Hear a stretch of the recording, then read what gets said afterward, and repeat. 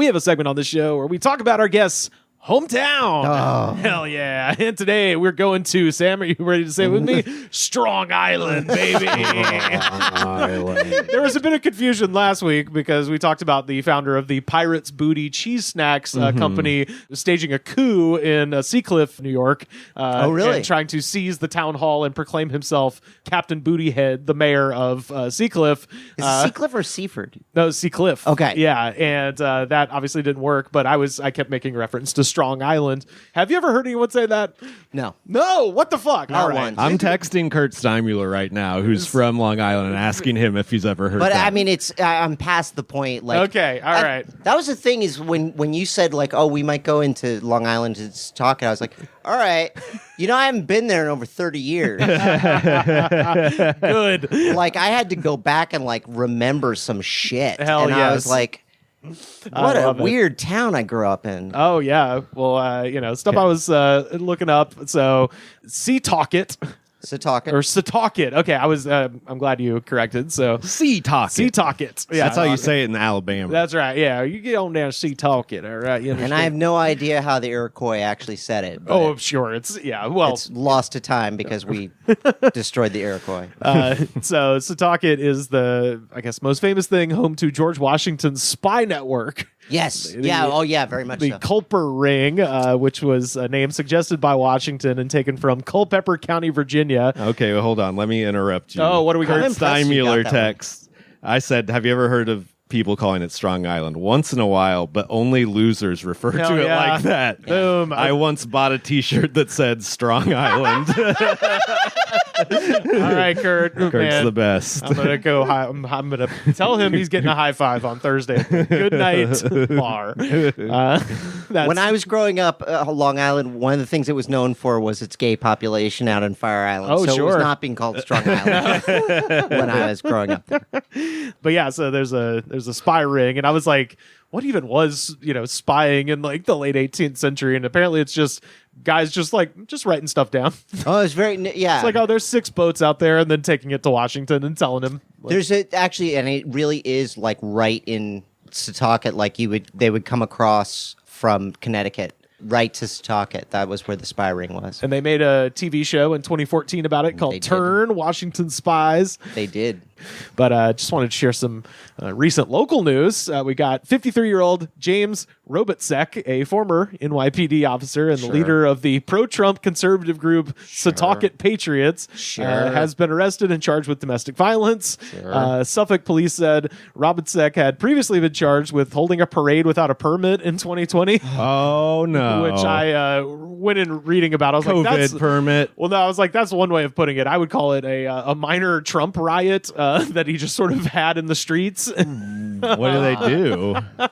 They just had a bunch of people blocking traffic and shit, and people couldn't get through the town. I kind of want to know where that was. I'll bet you it was on 25A. Everything's on 25A.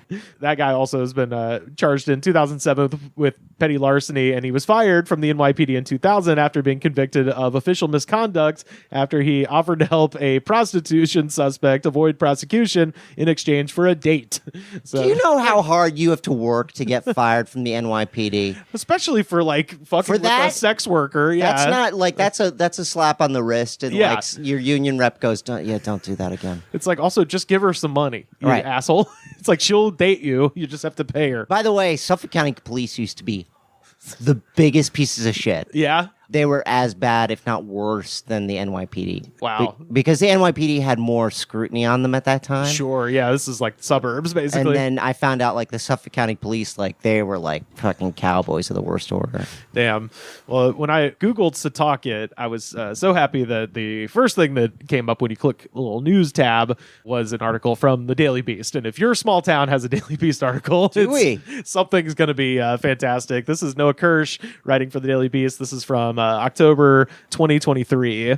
On July 1st, in the sleepy hamlet of East Setauket, Long Island, Christian Anatoly and his wife, Christine Licata, were feeling the holiday spirit there. A couple days early, out from 4th of July, they set off some fireworks, showering the area with blackened debris, including the yard of their next door neighbor, David Halstead, who promptly called the cops. Okay. So we got these people, they're setting off a bunch of fireworks, and they left their shit just all over, which happens here every single time there's a holiday. Well, if you're in a clean area, you do notice that when fireworks explode, black little pieces of stuff fly off, because that stuff has to go somewhere. Yes. It can't be created or destroyed completely. By the way, let me say two things to that. First of all, clearly your neighborhood is gentrifying because nothing was on fire when I showed up today. Yeah, I know, right? There were no cars on fire. Oh, there's a bagel place with a line, and they've got some murals. Oh, Rent's man. going up, Robert. Just wait.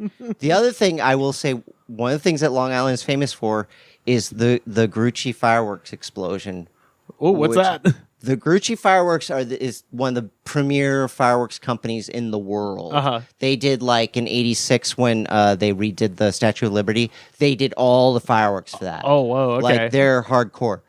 Their factory blew up Why? on Long Island. And I don't know any of the details of that, but I just remember it was like, that was a big deal. That's amazing. That's a big deal. So the next day, Halstead says that Antonelli and Licata retaliated by setting off more fireworks. So they called the cops on them, and they started setting up fireworks, more of them, and then for good measure, they did it again and again and again for 2 months. Quote, it was like 3 or 4 times a day. The explosions never stopped, he claimed. And then this is a quote from another resident of the neighborhood. It's not a normal amount of fireworks. It's not your, the pretty ones, he said, speaking on a condition of anonymity. So I was just imagining you setting off those doo-doo snakes, Well, we had neighbors who haven't done it in a while, I feel like, but they wouldn't even get the ones that launch in the air. No. They would just get the ones that would explode, and then they would put them like under a car. No, like explode. Oh, the like 80s, yeah. And they would put them under like cardboard boxes, and then just watch the cardboard blow apart and be like, yeah. And I gotta agree, it wasn't pretty. It was loud, and it would shake the building, but it was I guarantee that's what this degraded unquote. Down to pretty fast. It wasn't. This was not Roman candles. This was not like nothing that makes like any color. No, this was M80s. If they're lucky, under a cardboard box. More likely, it's under like hubcaps and shit like that. I remember looking out my window the day after, and there's just debris of like boxes, like cardboard and wood. They had done some wood boxes too. I guarantee somewhere in there were frog carcasses like strewn about. Well, and the fireworks debris is always directly in front of where the garage opens up, and if everyone drives in, where it's not going to be an issue for anybody. Right. It's always right there. God damn it. And so, remarkably, the fireworks are just one front in an escalating feud. Halstead and his husband, Andrew, form one faction. Christian and Christine, the less popular duo, form the other. Around the beginning of September, Antonelli and Licata installed an extravagant Halloween display, which some of the neighborhood interpreted as a creative way to irritate their neighbors. It featured bright lights, animatronics, and an air pump that, quote, sounds like a jet engine, residents say. This is, oh, shit. I love Setauket is turning into ice slip. Anybody who's from Long Island gets that joke, and I don't think it's a joke. Quote, then there's a big witch, adds another person who lives that's nearby. Scary. That's fucking scary. That's actually... He says, I can hear the witch when I go in my garage, and my garage door is closed. She's like, ah! Again, very scary. Another claims that one of the installations, quote, had a bright light, but when it burned out, they replaced it with a strobe light, which is even more annoying.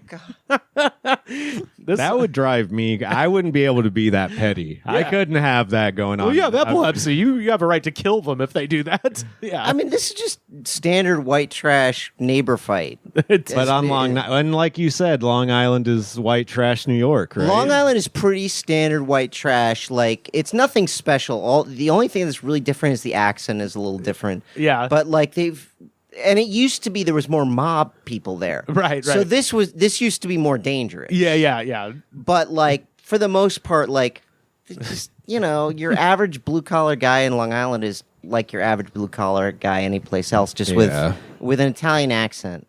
That summer, Halstead, 54 years old, took a video allegedly showing Licata trying to flood his lawn with her hose. So there's just a video of she just left it there next to their fence, and all of his mulch and all of his gardening is just washing into his fucking yard. That person's doing a bad thing. There's more. A person in the area alleges Antonelli and Licata, 43 and 35 respectively, quote, blast house music the entire day, and it gets worse and louder over the weekends. In September, Antonelli was charged with exceeding sound level limits. He pled not guilty. And later that month, Licata was arrested for criminal tampering after Halstead found dead rats in his yard. His security camera appeared to show her leaning over the fence in the middle of the night. She also pled not guilty. The only thing that surprised me about this is that the people of Setauket put up with this for this long. Yeah. That the neighbors didn't go ape shit. Right. Because, like, this is pretty, like, upper middle class, like, world. Yeah. I just think it's funny. I think that's why calling the cops works. Yeah. If you were in another white trash part of the country, the cops might not even show up for a dead rat. They'd be like, yeah, rats die all the fucking time, man. What are you fucking talking about? I just think it's funny that she had to touch a dead rat to do this. You're like, you're gross now. Yeah. He can just pick it up with a shovel and fling it to the fucking road or whatever. Oh, yeah. God. You're the one who had to touch it to throw it. I wish I could say that this is like more or less Long Island. If you had added like bagels and a rosary, that would have made it more Long Island. But other than that, that's just kind of gross people going at each other. Well, maybe what about DoorDash? On October 17th, Halstead said he received an unsolicited package that included a, quote, buzzy butt, vibrating sex toy, ultra-strength gas relief, and Vagisil. And he says that he called DoorDash and was told the sender's name was Christine.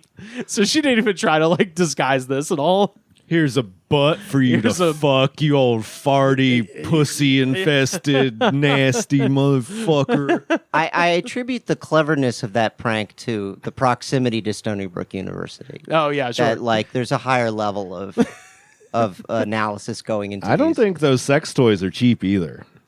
A buzzy butt? No, there's money going on here. Yeah. I mean, first of all, you cannot live in this part of Long Island for cheap. You cannot do it's so expensive now. Like it's mind-blowingly expensive. So these people have some money. There's some money being played around with here. So since July, police have responded. Oh, wait, it's a butt plug. Oh, it's a butt plug. Okay. Oh, it's a vibrator. I thought it was like an actual, like a vibrating butt. But Me too. That makes more sense. Wrong end of the formula, my friend. Yeah. CVS sells them for $36.49. Oh, hey now. Fun fact, by the way. You can get it cheaper used on eBay, though. Used? No. One of our most famous, I actually found this out getting ready for this podcast. One of our most famous Long Islanders, a guy named Ward Melville, for whom my high school is named. And his company eventually is like merged into and became CBS. So we are heirs to that fortune in some way. Wow. So yeah, they've responded to at least 27 calls involving one of the two homes, according to public records. He and his husband are now suing Antonelli and Licata for trespassing and causing a nuisance, among other alleged violations, including flooding the yard, blasting the music, threatening their lives, and detonating fireworks at random hours of the day and night. The lawsuit notes that a Suffolk County judge imposed an order of protection against Licata on October 11th.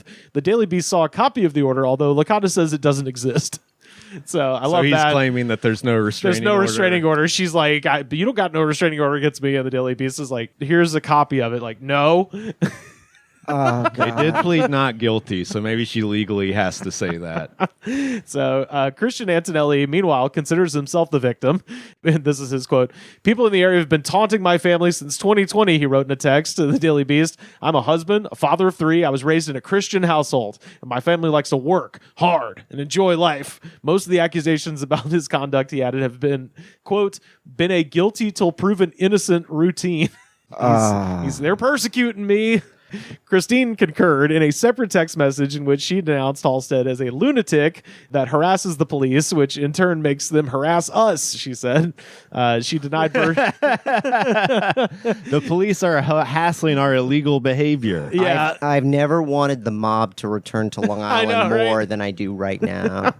These people would be taken care of very quickly. This would have been solved quick. Yeah. No question.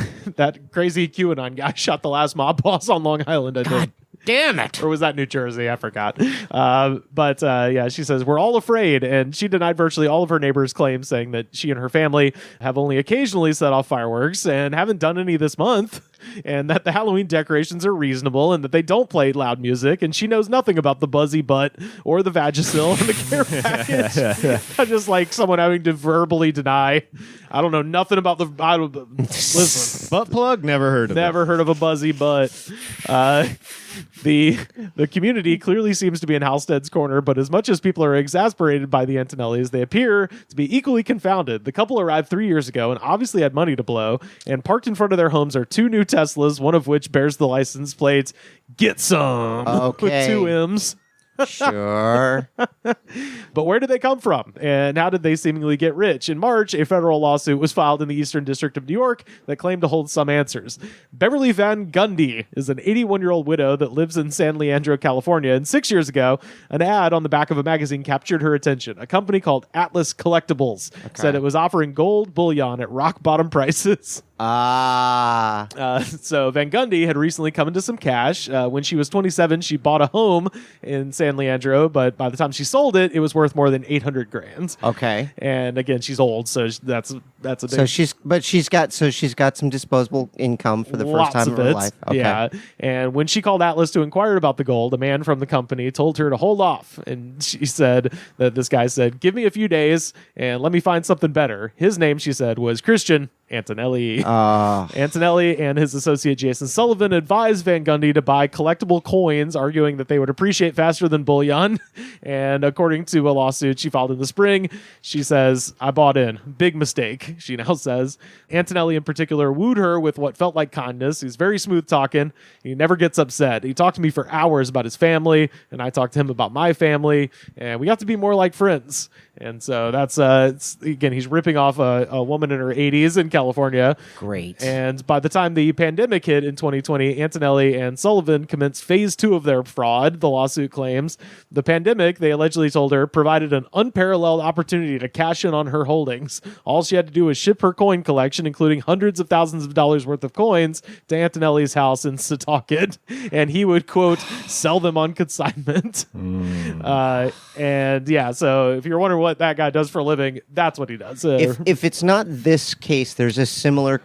There's a bunch of coin scammers around the tri-state area, and I think that there might be an American greed about. It's like a ring, basically. No, because it's already scumbaggery. Oh yeah, of course, to start with, and then like I think a few people have been like taking it to new heights. Of scamming in the last couple of years. Yeah.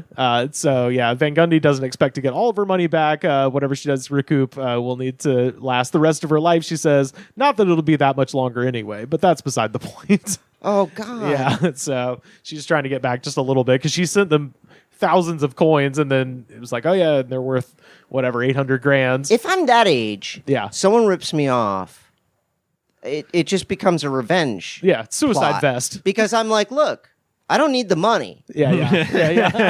I just want revenge. I just want to kill you. I just want, and also now I got nothing to lose. It's not like I'm gonna have kids at this point. Yeah. It's not like it's all over. Right. So you just fucked with the wrong 80-year-old, my friend. Antonelli declined to comment of the litigation, but Licata, his wife, defended him at length. She blasted the lawsuit for portraying Van Gundy as a feeble elderly lady, arguing that she is thriving and a senior Olympic athlete and thus was less likely to get ripped off for some reason. And last year, she says, Van Gundy competed in a softball tournament where they came in first place, by the way. And well, she's got it all. Why would she even want any of this money back? Well, Van Gundy confirms that she won the tournament in her age group of 80 and up, but due to her health, someone else had to run the bases for her. Oh, okay. So, like... Yeah, like she got to fucking hit it all. She got... No. They won! Somebody got a hit. It's a team sport. sport. Cut to this Antonelli guy, like, dead with a softball bat by his head. Yeah. Yeah, and they believe that he moved to Setauket around the time this scam was going on. And Halstead claimed to the Daily Beast in a text message, he tried to recruit him in a campaign against a neighbor's noisy dog, but it sounded like he had, quote, been smoking Marlboros for 50 years, Antonelli says, and told his new neighbor to buzz off. You're barking up the wrong tree, he recalls of their interaction, adding ruefully, I didn't say that last line, but it would have been perfect. That sounds like a cool thing to say. Man, too bad I never said it. Added ruefully. That would have rocked, dude.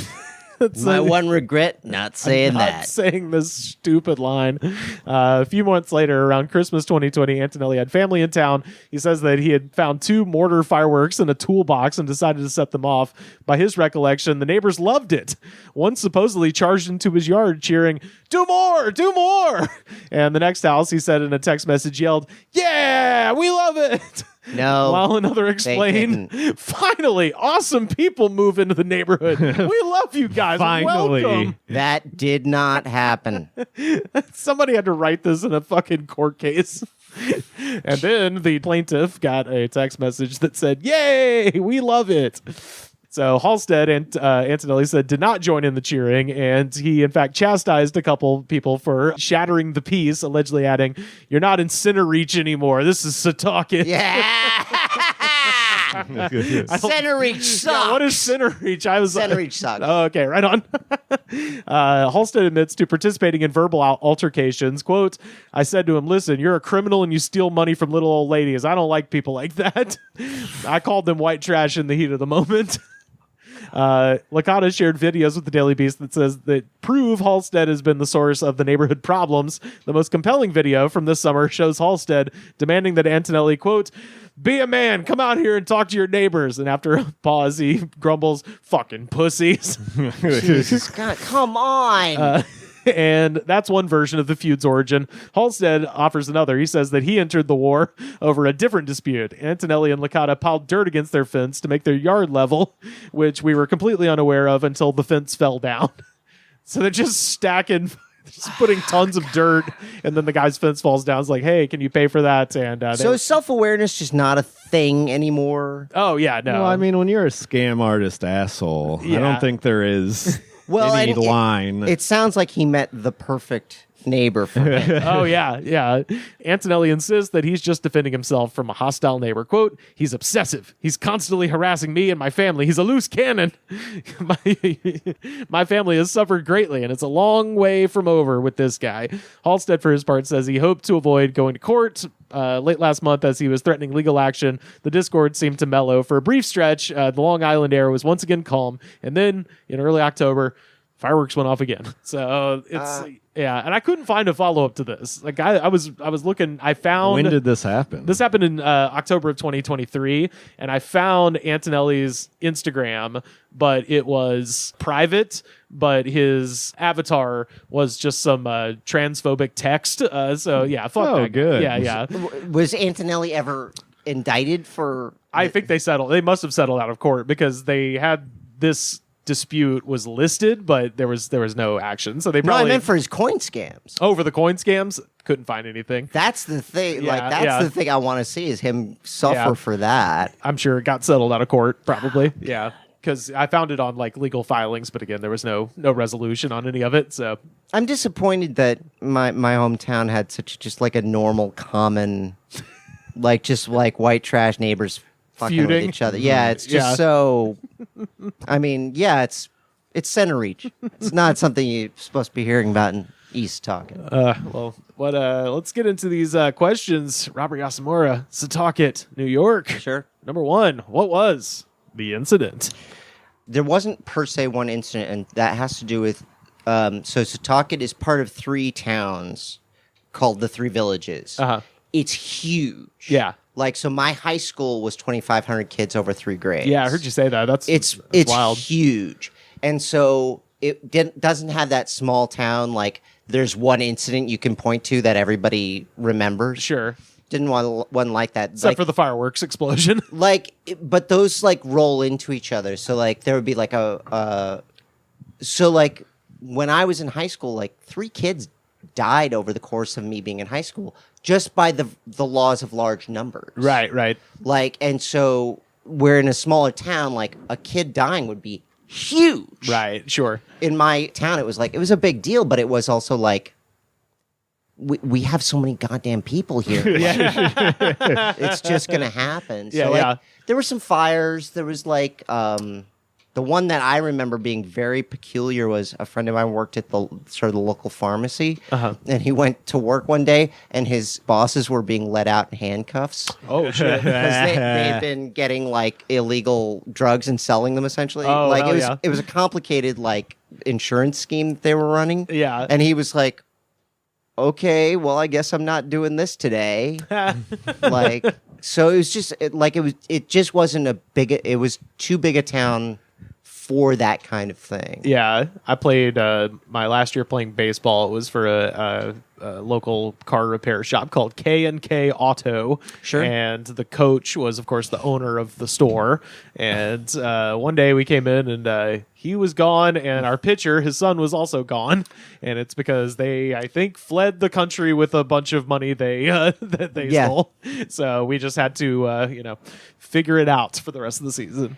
It was the shitty, again, there were like people mobbed up in my town. Yeah. And like they were fine. Yeah. It was like if you were an amateur. Yeah. That's when you fail. You don't bring you don't shit where you eat, we do our mob shit on the other side of the fucking river. I don't know if this is true or not, but like our local pharmacy chain was Genovese. Oh, no shit. It was called Genovese, and I was like, is it named after the crime family, or did the crime family ruin the brand? Right. Yeah, we're not associated with that side of the family. Oh, man.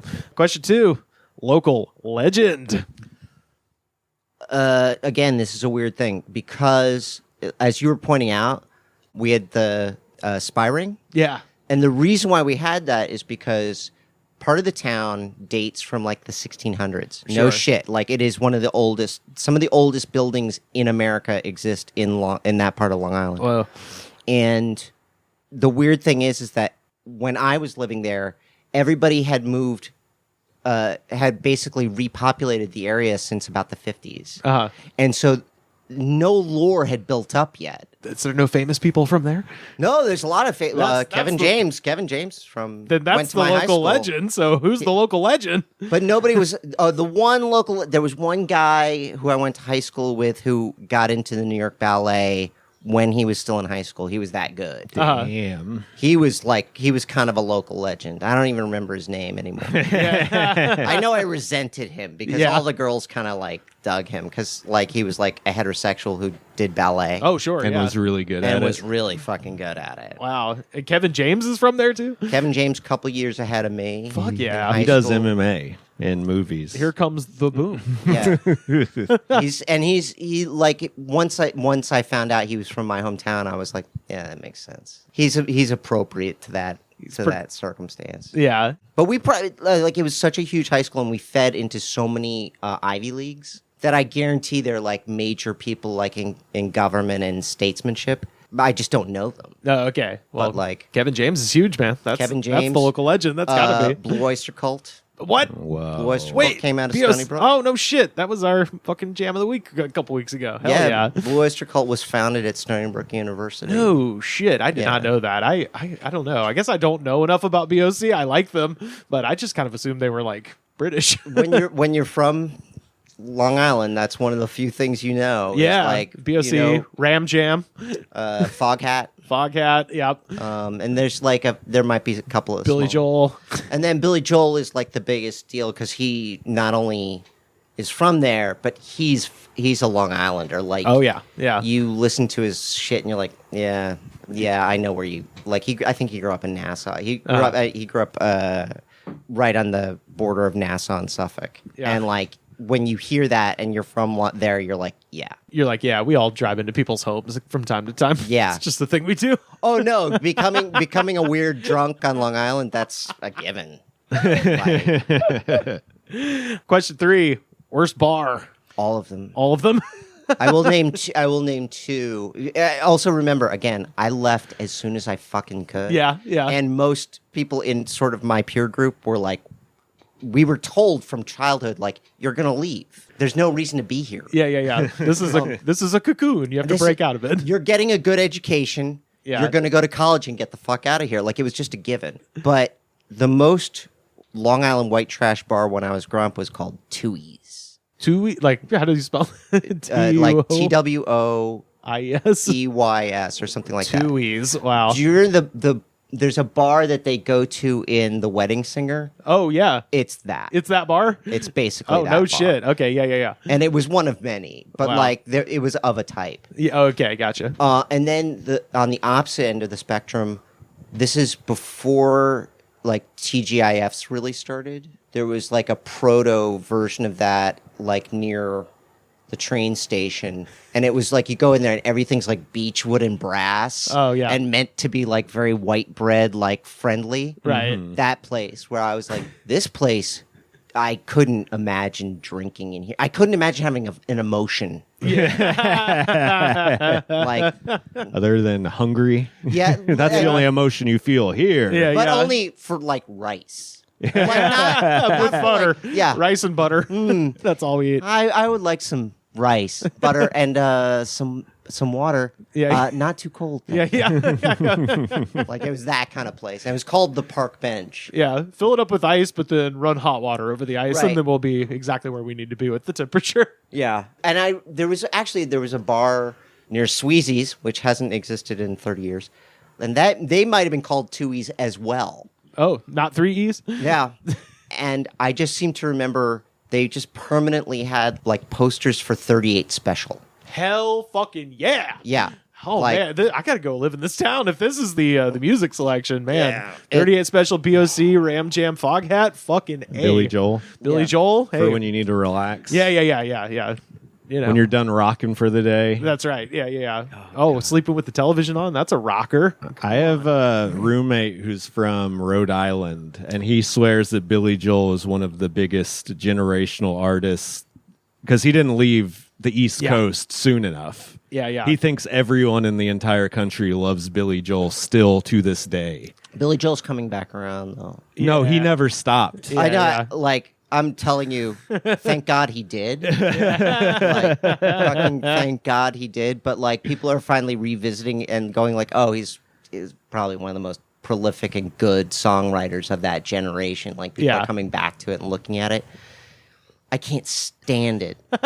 And it's Pretty bad. and even like I respect I'm Yeah. like I think I might like this music if I didn't grow up around people who liked this music. Yeah. So that's like my dad's from Staten Island, so he grew up with Billy Joel, but then I grew up in Alabama, and so I didn't listen to Billy Joel till I was in college. So I had no context for it, and it didn't pre-exist in my brain to annoy me. Right. So I'm a fucking huge fan. Yeah, but it's because it's from a world I'm bereft of that context. I'm just like, yeah, fuck yeah, sleeping with the television on, man. The Fucking- lamest people in Long Island loved Billy Joel. Right. And you were like, I can't. Just like they call it Strong Island. Yeah. The lamest people. The people who called it Strong Island loved Billy Joel.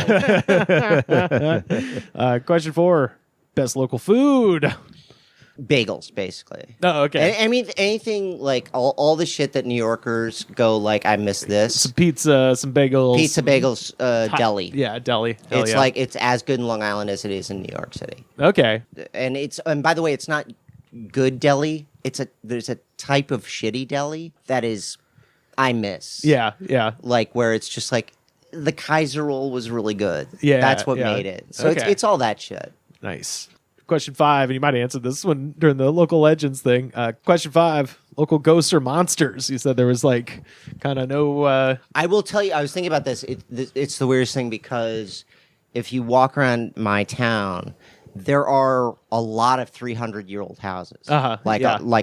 200-year-old houses, and then a few 300-year-old houses. Yeah. And so, like, the weird thing is that I think in my town, for a house to be thought of as haunted, it would have to really fucking be haunted. Like, it would have to have, like, a vampire living in it. Oh, okay. Yeah. Because, like, I remember going to a community center where there was a preschool.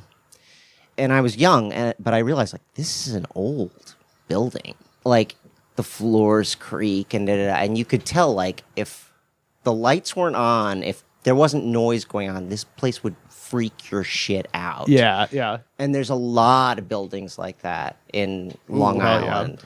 And a lot of them are just used like normal buildings. And that's true about New England in general. There's like a surprising number of very old buildings. But I thought about it for a second. I was like, holy shit, like, for something to be haunted, it would have to full on be haunted. Because like you walk past, no shit, you walk past graves from the 1700s all the time in Long Island. Yeah. We got the Amityville horror that's on Long Island going on, and you got but that's the most Long Island haunting you could possibly imagine, because some shit kicker whose parents were attached to the mob, he kills his family while he's coked out of his mind, or he's on, I think he was on acid or something. Yeah, I think that's right. And when you hear him, you're like, yeah, that guy's from Long Island. He's such a piece of shit.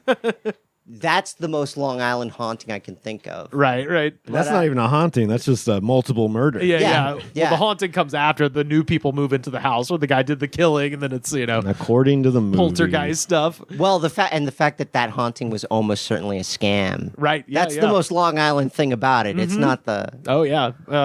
I should mention there's a lot of UFO stuff on Long Island. Typically, I don't know if that doesn't surprise me. Setauket area, and then of course, Rex Heuermann, the Gilgo Beach serial killer. So. Yeah, we're really proud of that one. Although I think that might be Nassau County. So fuck those guys. Yeah. I did want to say shout out to Stephen Barcelo, who is a journalist from Long Island, who I was listening to the LISC Long Island serial killer podcast, and they kept cutting to Stephen Barcelo, who is a guy I met in North Carolina when I was traveling. What they didn't talk about is that now he lives in North Carolina and manages a Bigfoot museum. And they were just being like, journalist Stephen Barcelo, and he's like, the girls were found, in this position on this thing, and I was like, got to talk about Stephen's work with Bigfoot, man. That's his thing now. Oh, so was he one of the fringe guys who had been following LISC sort of through the whole thing? And then he relocated to North Carolina and got into Bigfoot, and so now he's doing Bigfoot stuff, but he's still got. And within 5 seconds of meeting him, I was just like, "Oh yeah," introduce myself, and he's like, "Oh, what are you doing?" Because the Bigfoot Museum's in the middle of nowhere, Littleton, North Carolina. He's like, "What are you doing?" I was like, "Oh, I'm a comedian. I'm going up, driving to Richmond. I just wanted to. I'm a comedian. Wanted to see the museum." First of all, before I say my name, I'm a comedian. Yeah. Well, no, we'd already made. It was like, I get that. We'd already made our introduction at that point, but I was like, I'm on my way up to Richmond and just wanted to see the museum. And he goes, "Oh, okay. Well, I'm originally from Long Island. I do know Billy Joel." That was the third thing he told me after his name. He comes up the moment Long Island comes up, Billy Joel comes up. Yeah. And I'm like, fucking really? Yeah. All right. So that's our favorite son. Shout out to Stephen. Let me just say, here's one of our other weird claims. Oh, hell yeah. If you go into a puzzle store, like puzzles or games and stuff, you will find a Long Island relic, which is their puzzles that like hand puzzles. They're handmade out of metal, and they're made at a forge literally down the street from where I grew up. There's a place called Tucker Jones. And so they have, I don't know if you've ever had those puzzles where you have to figure out how to get the ring off. Oh yeah. Oh god, those are fucking infuriating. Yes. Right. Yeah. They make those, and you get them, and they're handmade, and they're usually in a little burlap bag, and you usually give them out as presents and stuff. Oh, they cool. are nationwide. They'll turn up and they're a very bespoke little thing, and they were made at this place called Tucker Jones. Okay. Which is also like a 400-year-old building. Wow, shit. You'd walk up there, you'd be like, and this was at the time when Little House on the Prairie actually was going on, and you'd be like, oh, this is actual Little House on the Prairie shit. Yeah. You'd go out there, and a guy would actually be working in a real bellows forge. Whoa, with molten metal and actually making all the stuff? Jeez. Yeah. Yeah. Last one. Favorite thing that's not there anymore. Is it you, Robert? Me, yeah. Me not being there is probably a pretty good fucking thing. Well, I'll tell you one thing that isn't there because it was such a clusterfuck. Stony Brook University they really wanted to turn it into the Berkeley of the East. Sure. It's a huge campus. It's 25,000 students, something like that. And so they built, and they have a medical school there. And so they built the Health Science Center. It was meant to be their medical research wing. And it was fucking hideous. It was one of the most hideous buildings you'll ever see. Brutalists would look at it and be like, "No, you failed." Yeah. And even even by the standards of that post-war concrete stuff, it was just hideous. Well, maybe 10, 15 years after they had finished it, all the concrete started falling off the facade. Oh God. Because they just didn't do it right, and so water got in there, froze, and pushed it off, out. and And I mean, it's huge building. I mean, this is like, they're going to have to start over.